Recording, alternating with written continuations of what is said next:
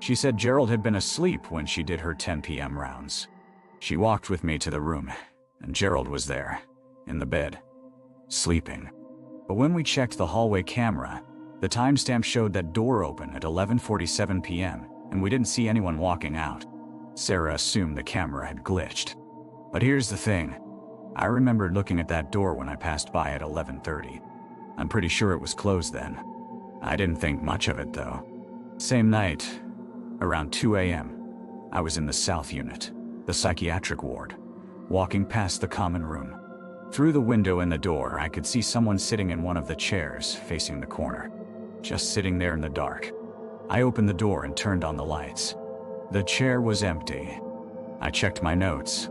Nobody was supposed to be out of their room at that hour. I did a room count on that unit, and all patients were accounted for, asleep.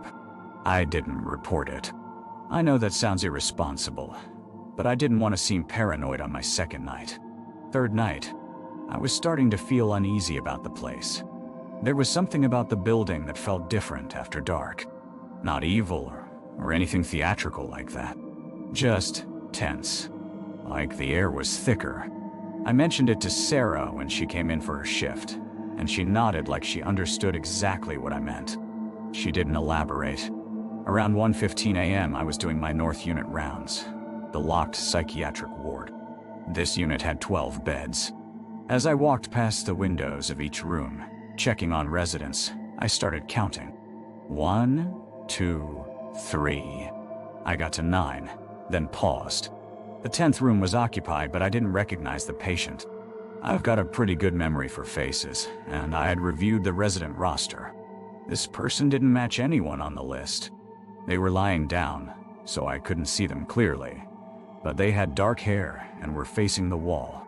I went straight to Sarah. I told her there was someone in room 10 North that wasn't on the roster.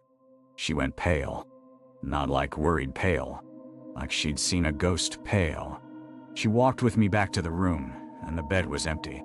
She checked her paperwork, and sure enough, room 10 was marked as unoccupied. Sarah sat down in the hallway and told me that Blackwood had lost a patient in that room in 2004. A psychiatric patient named Marcus. Yeah, same name as me, who died during a restraint incident. The official report said it was an accident. Sarah said there'd been staff present when it happened, but the incident reports had disappeared from the file.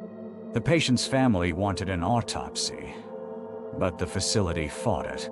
Eventually, the family ran out of money for lawyers and stopped pursuing it. Room 10 had been left empty since then. No patient had been assigned to it in 15 years. I didn't work another shift. I called Rebecca the next morning and told her it wasn't working out. She didn't ask why. She just said, okay, and processed my final check. When I picked it up, she handed me an envelope with my payment and something else. A photocopy of the 2004 incident report guide. She didn't explain why. She just told me not to come back. I've never gone back to that facility. I don't know if what I saw had an explanation or not.